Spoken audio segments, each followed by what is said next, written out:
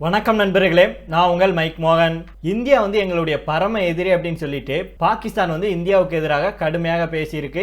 அப்படி இந்தியா பாகிஸ்தான் தொடர்பாக லேட்டஸ்டா நடந்திருக்கும் அந்த செய்தியை பத்தி நம்ம இந்த வீடியோல தெரிஞ்சுக்கலாம். அதே போல கரணம் தப்பினால் மரணம் அப்படிங்கிற மாதிரி உச்சக்கட்ட டென்ஷன்ல இஸ்ரோ இருக்காங்க. முக்கியமான ஒரு சாதனையை படைக்க போறாங்க. இது எப்படி சாத்தியம் அப்படிங்கறதெல்லாம் நம்ம இந்த வீடியோல தெரிஞ்சுக்க போறோம். அதை தொடர்ந்து மூன்றாவது செய்தியாக இந்தியா அமெரிக்கா மோதல் இப்போ உச்சத்தை எட்டியிருக்கு அப்படின்னே சொல்லணும். குறிப்பாக அமெரிக்கா மீண்டும் இந்தியாவை லேட்டஸ்டாக இந்தியாவுக்கு எதிராக குரல் கொடுத்திருக்கு. இதனால மத்திய அரசு கடுமையான பதிலடியை கொடுத்திருக்காங்க. இதை பற்றி நாம இந்த வீடியோலயே தெரிஞ்சுக்க போறோம். அதுக்கு முன்னாடி நம்முடைய சேனலை சப்ஸ்கிரைப் பண்ணாம பாக்குறீங்கன்னா மறக்காம சப்ஸ்கிரைப் பண்ணிட்டு பாருங்க. புதுசா நம்முடைய வீடியோ பார்த்துட்டு இருக்கீங்கனாலும் சப்ஸ்கிரைப் பண்ணிட்டு பாருங்க. அதே போல நம்முடைய Facebook பேஜையும் தவறாம ஃபாலோ பண்ணிக்கோங்க. நண்பர்களே, நிறைய பேர் சப்ஸ்கிரைப் பண்றேங்கிற பேர்ல அன்சப்ஸ்கிரைப் பண்றீங்கன்னு நினைக்கிறேன். ஏன்னா கடந்த சில நாட்களாக பாத்தீங்க அப்படின்னா அன்சப்ஸ்கிரைப் ஆகிட்டு இருக்கு.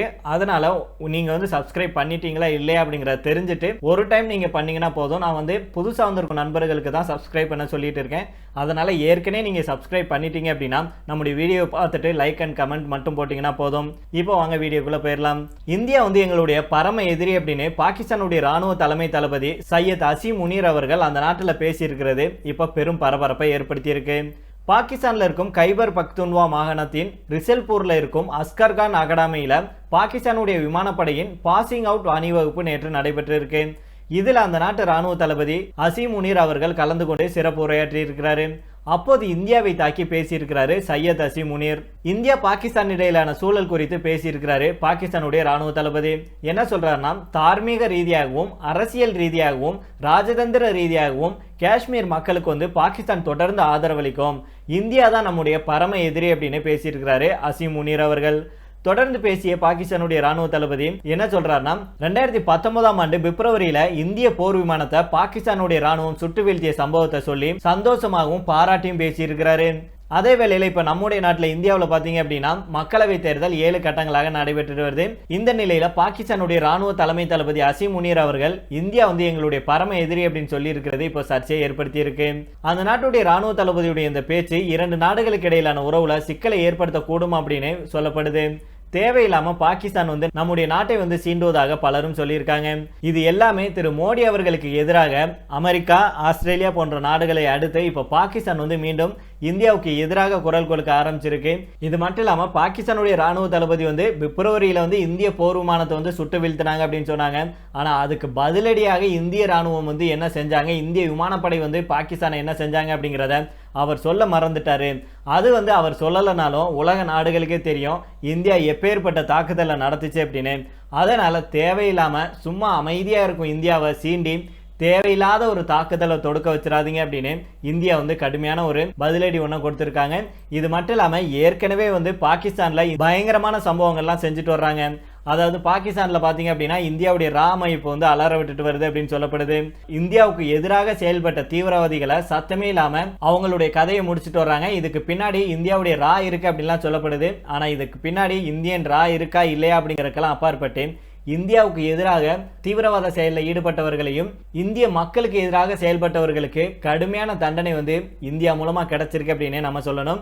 இப்படி இருக்கும்போது இந்தியா எங்களுடைய பரம எதிரி அப்படின்னு பாகிஸ்தான் சொல்லி இருக்கிறது இந்தியாவை மேலும் கோபமடைய செஞ்சிருக்கு அப்படின்னு தான் சொல்லணும்.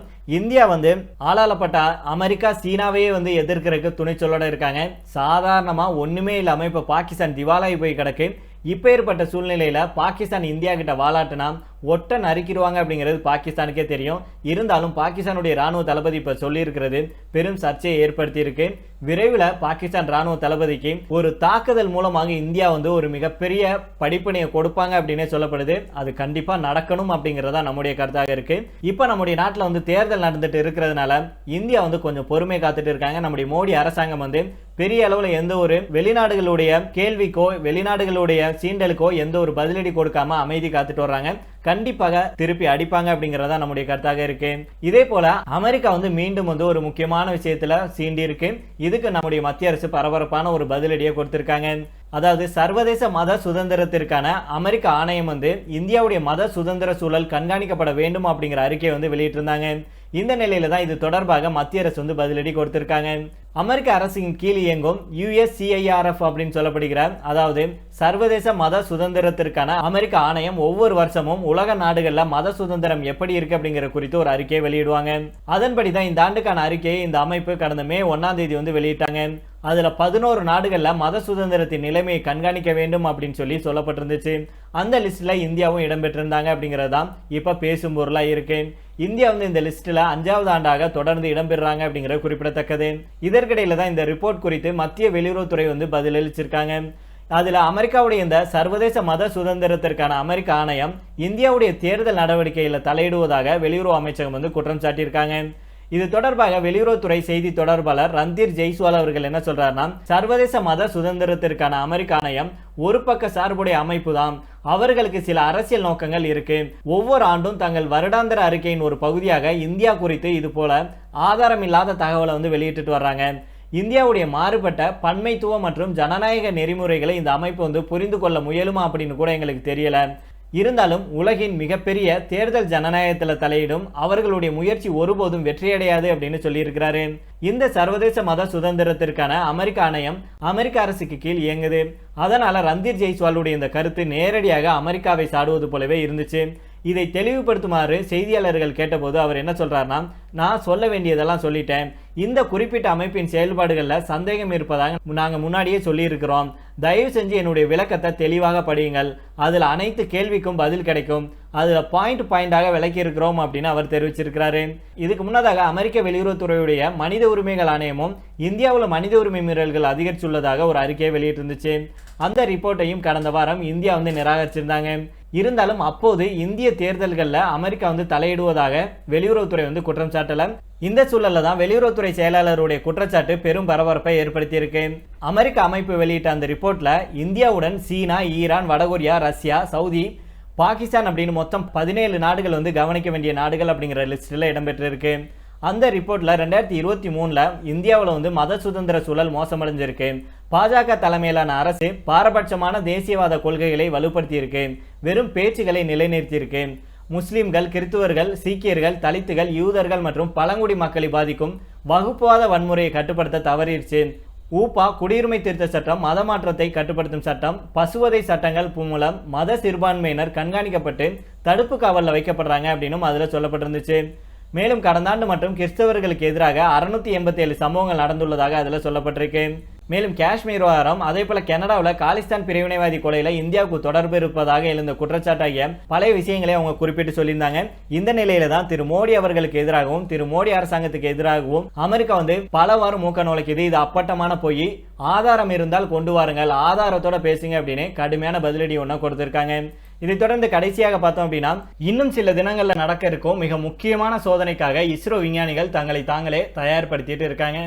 அது என்ன சோதனை? விண்வெளியிலிருந்து தூக்கி வீசப்பட போகும் விண்கலம் எது, அது தப்பிக்குமா, ஏன் இந்த விபரீதமான சோதனை அப்படிங்கிற பத்தி தான் தெரிஞ்சுக்க போறோம். நம்முடைய இஸ்ரோ வந்து அடுத்த சில நாட்கள்ல ககன்யான் மிஷன் தொடர்பான ஒரு முக்கியமான சோதனையை மேற்கொள்ள இருக்கு.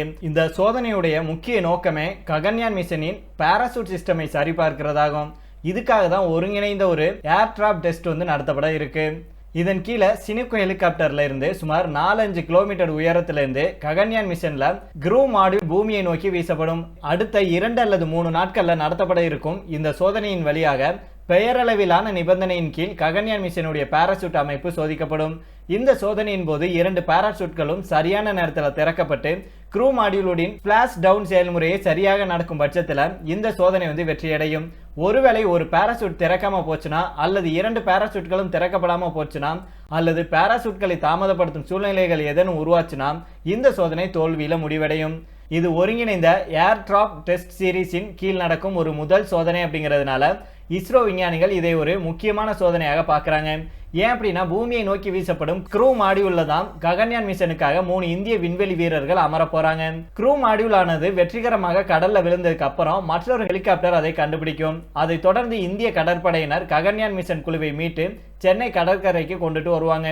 இப்படி திட்டமிட்டிருக்கும் ககன்யான் மிஷன்ல க்ரூ மாடியூலுடைய ஸ்பிளாஷ் டவுன் மற்றும் ரெக்கவரி ஆனது மிகவும் முக்கியமான படிகளாகும். இருந்தாலும் ஒருங்கிணைந்த ஏர்ட்ராப் டெஸ்ட் ஆனது சரியாக எப்போது, அதாவது எந்த தேதியில் நடக்கும் அப்படிங்கிற விவரங்களை வந்து வெளியிடல. மேலும் ககன்யான் மிஷன்ல எந்த ஒரு சிறு சிக்கலும் ஏற்படாமல் இருக்க இன்னும் எத்தனை சோதனைகள் நடத்தப்படும் அப்படிங்கிற குறித்தும் எந்த தகவலும் இல்ல. சமீபத்தில் இஸ்ரோவை சேர்ந்த விஞ்ஞானிகள் ராக்கெட் என்ஜின்களுக்கான இலகுரக கார்பன் முனையை அதாவது light weight carbon nozzle for rocket இன்ஜினை உருவாக்கி சாதனை படைச்சாங்க அப்படிங்கிறதும் இங்க இருந்து குறிப்பிடத்தக்கது. இது ராக்கெட் என்ஜின் தொழில்நுட்பத்தில் ஒரு மிகப்பெரிய திருப்பு முனையாகும்.